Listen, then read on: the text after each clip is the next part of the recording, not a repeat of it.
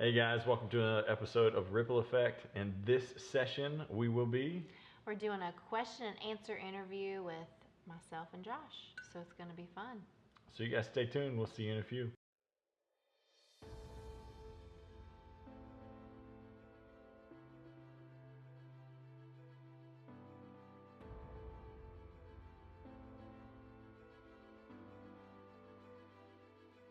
Welcome back, guys. We're going to go ahead and get started with our Q&A. So I'm going to start off with a couple of questions that I had from a couple of people in my class, but also some of the people that I've had from Facebook Live that we've done in the last week or so. So one of the questions that I had was, how do you keep your marriage fresh? Well, we mentioned this in our live video, talking about dates, not giving up on dating your spouse. We'll be married for 10 years in June, so I think we've learned to schedule time for dates, especially with kids. Yeah. So I think that's a huge portion of it. Mainly our dates, a lot of the times, are about once a week on Thursday nights.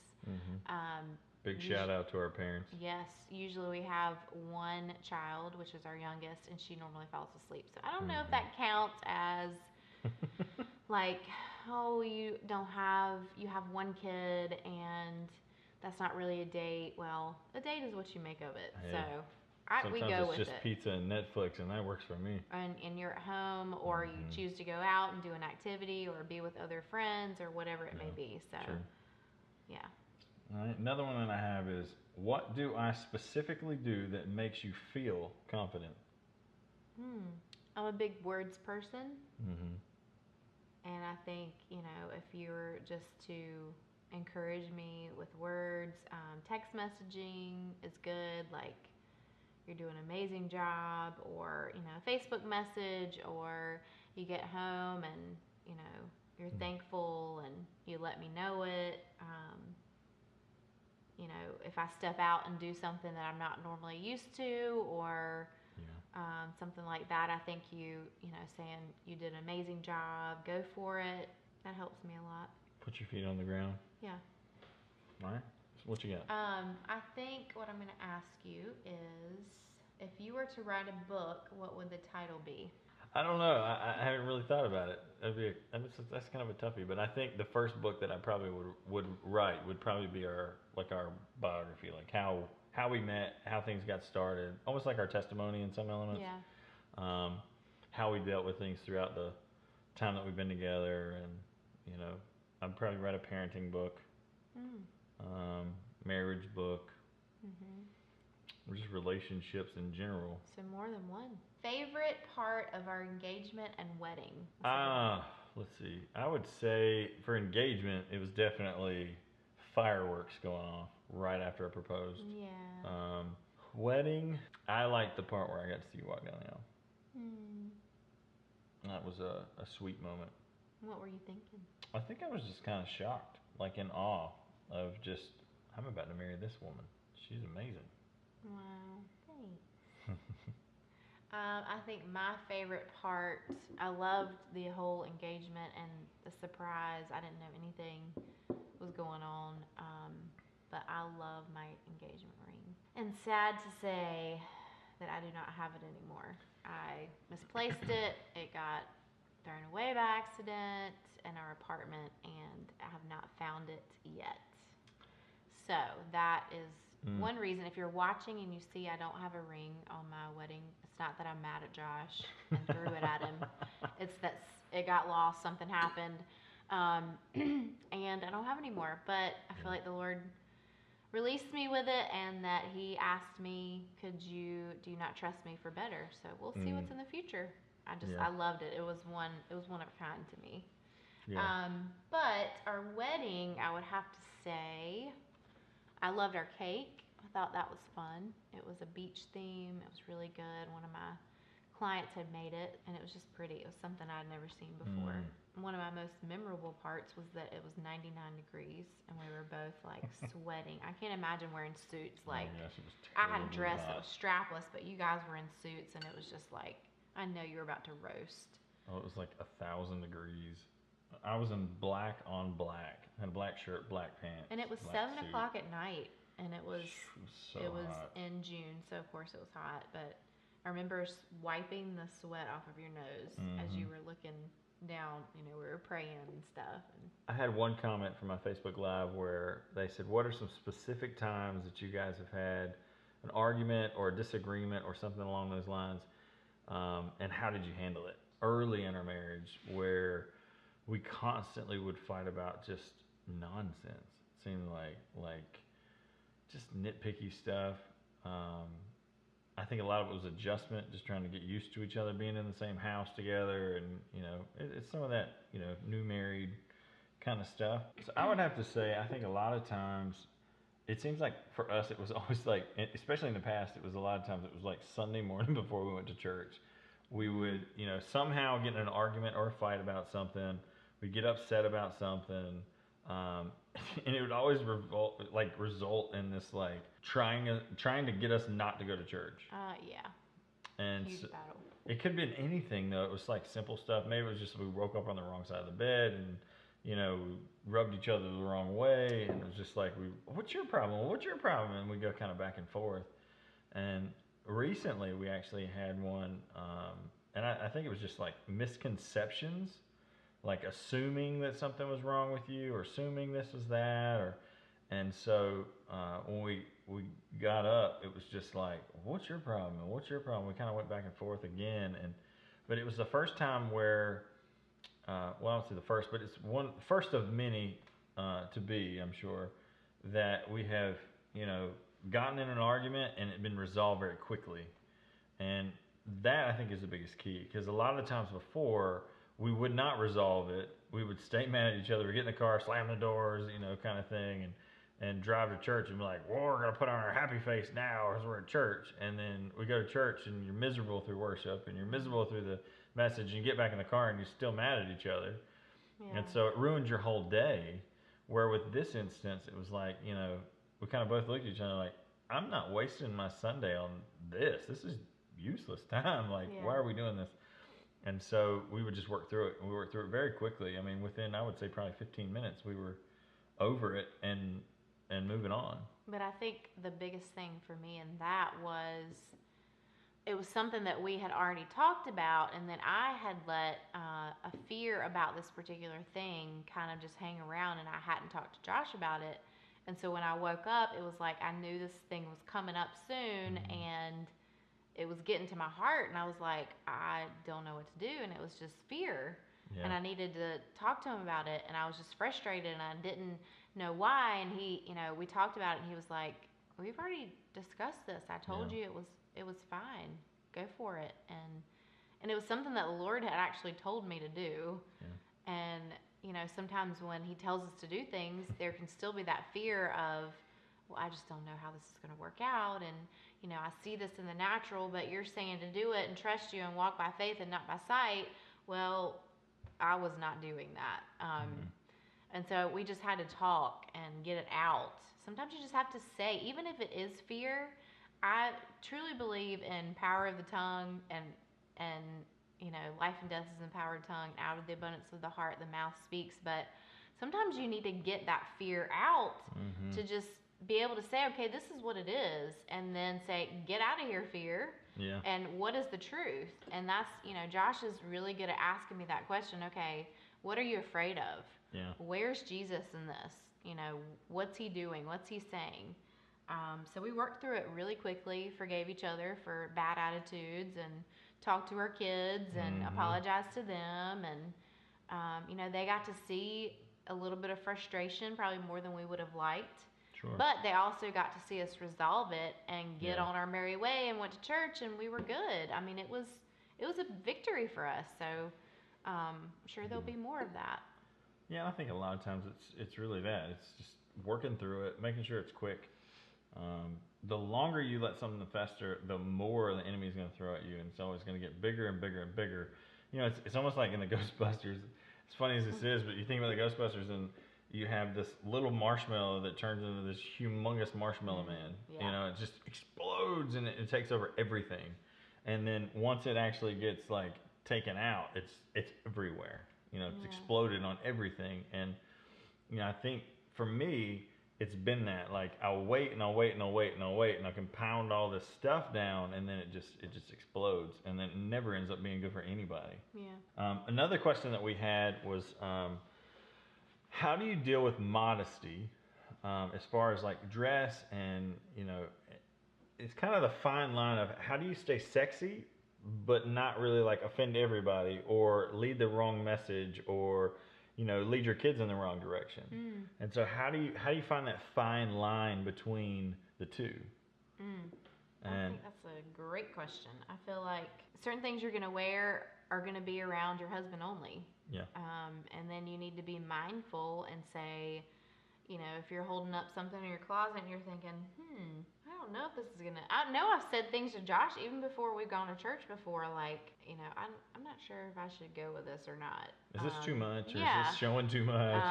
Because too I come out of a past where I let it hang out and I didn't care. I wanted it to. And that was because, I was hurting and I needed that attention. But as I've grown and, had kids, and it's just different now. So, and I want that to be for my husband only. But you still, we're women. I'm a woman. I want to dress fashionably and feel beautiful. And not that that's in your clothes or, what you put on your face or whatever, how much skin you show, but you still want to have your own fashion sense and style. I think you just have to use your own discretion, discernment. Ask your husband, if you're not sure, say, what do you think about this? If he's like, well, that's for me only in the bedroom, then, you honor that. Sure. What do you think? Well, I think a lot of times it's probably more of where are you going and what are you doing? If I'm going on a date with my wife, she's going to dress differently than she is if I'm going to church on Sunday morning. Not that like she's going to be provocative or something like that, but the attire is going to be different. And so, you might wear, a little bit more of a sexier skirt on a date than you would on, Sunday morning. Yeah.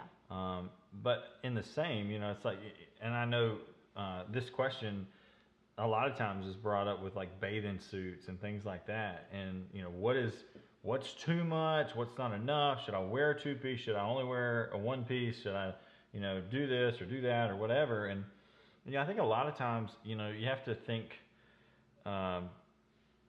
is it going to mislead somebody else? In some elements, and I don't think that you need to put all of the emphasis on the woman, because I think men need to be responsible for their own actions. But in the same, if what you're doing is going to make any normal person that doesn't have an issue in that stumble, then I think that would be a line that you're crossing. But if it's like, in some elements, the normal, then, you may want to do that more in a more controlled environment. Maybe at the pool at your house, or, at a friend's house where it's, more of a closed circuit of people versus like out in public on the beach or something like that. But, I think ultimately it's going to be, you're just going to make your own decision on what you feel comfortable with.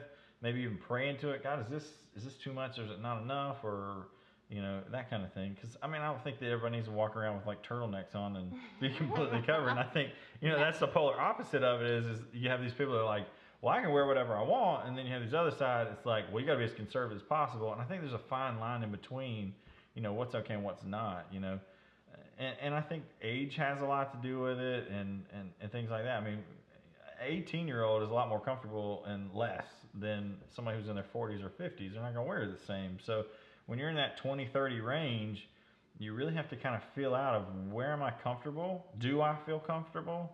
Am I having to constantly pull up or, pull down or this or that? If that's the case, then it's probably a little bit over the top. But if you can, you can go swimming and you're comfortable and nothing's, popping out and that kind of stuff, I don't think it should be a problem. I don't think you need to wear a 1-piece all the time. I think there's a lot of, things that are tasteful that are in a 2-piece that are not, crazy. I know she wears a 2-piece and it's typically like a, kind of like a, I don't know if it's a tankini in some elements, but, it shows some of her stomach, but it doesn't show like everything. And then, she might wear like a bottom that has kind of like the skirt on it, but it's not like you don't see everything, but you don't see nothing either. It's kind of in between. I think a good question with that was, I think it involved kids too. Like, Yeah. what do you teach your kids about that? Mm-hmm. There's been times with Lily, we've talked about wearing leggings and how, leggings are tight. Well, Yeah. if she's going to church or somewhere, even if she's going to the park, sometimes I will suggest her to wear like a little skirt or a shirt that's longer. Um, and not to shame her, the Lord really had to check me on this one time because she was like, I don't want to, I don't want to. And I'm like, you're going to wear it because I don't want boys looking at your bottom. And the Lord was like, Emily, you can't explain it to her like that. You have to show her what her value is and why you're telling her those things. And so I had to go back and apologize and say, look, Lily, I'm sorry. Shouldn't have said it that way, but this is the way we mean it. You're special. Your body parts are special. God had made you. He created you, and He wants to protect you. Yeah. And so do we. So, it's not that I want her to wear a turtleneck, like you said, all the time, but I want to teach her from a young age that her body is special and that she doesn't need to be ashamed of it at all either. Learning discernment and wisdom on that. What is your goal in what you're wearing would be my first question. Is your goal to get attention, or is your goal that, I'm just wearing a bathing suit and I'm going swimming. It's not like you put a lot of thought and effort into it. And sometimes it's subconscious and sometimes it's conscious. I think that probably plays the bigger role of, when it comes to it, because like my daughter, I don't want her going out and being exposed to everything. But I also don't want to put her in a bubble either and say, well, you got to do this, this, and this, and that's the only way we can do it. So I think it's a fine line. You just have to you got to pray a lot into it, what you feel comfortable with, and it's going to be your own personal decision. So I think that's where I would stick with it. Who or what makes you laugh? It depends on the mood I'm in a lot of the time, but sometimes I like kind of goofy, funny stuff, like Napoleon Dynamite can be funny if I'm in the right mood for it. I used to be a big Jim Carrey fan, so I watched a lot of like Ace Ventura and Liar Liar and stuff like that. I mean, granted, I haven't watched that stuff in years, but it was just funny at the time. Now I think I like Jim Gaffigan, and I like Tim Hawkins. I like Shonda Pierce. Got to be clean. It's got to make sense. Now I do like Michael Jr. He is hilarious. Yes, he is. And he has like punchlines that you just kind of have to think about, and then you're like, oh my gosh, that's hilarious. And it just kind of hits you later. Yeah. So I think, and we definitely make each other laugh too. Yeah, definitely. It's fun to just like be silly, like with our Facebook Live we just did. Yeah, we were definitely silly. Sometimes you just need to break loose. It doesn't matter what you're laughing at, just laughing together. And even if it's not even really that funny, maybe it's funny to you, and you just laugh together. I mean, the Bible talks about laughter being the best medicine. Yeah. Favorite movie and why? My favorite movie, it's The Goonies. And why? It's that little boy inside, I think. It's the adventure, it's the treasure, it's the pirate ship, it's the just going after it, not knowing what to expect, the unusual, the mystery of it, and it just being like a bunch of kids like doing something together. I don't know, it was so cool to me. So my favorite movie still has to be probably Still Magnolias. Yeah. It's an oldie, but it's a goodie. I mean, it's got Dolly Parton, it's got Sally Field, it's got Julia Roberts. If you haven't seen it, it probably is a girl movie, but Josh, you enjoy it sometimes here and there. But yeah, I think that's because it just talks of relationship, mom and daughter, friendships, and just the changes that you go through: life, marriage, wedding, babies, sickness, losing someone. Still Magnolias is probably still my favorite. Thanks, guys, for joining us. We had a good time just answering questions and interviewing each other and having some laughs. Join us next time. We'll be interviewing friends, family, influential leaders in our lives, missionaries, just people that we find interesting. So stay tuned. It's going to be fun. Definitely. If you guys don't already subscribe to this channel, go ahead and hit that subscribe button. You can hit the bell. That will send a notification to you every time that we post a new video. Also, if you've enjoyed this video, go ahead and hit that like button or that comment. You can check us out on Facebook. We also have some Facebook Lives that we've posted over some of these Q&As. So if you really like this, maybe you'll like those as well. Yeah. So check it out, and hopefully we'll see you in our next video. We love you guys. We're praying for you. See ya. See ya.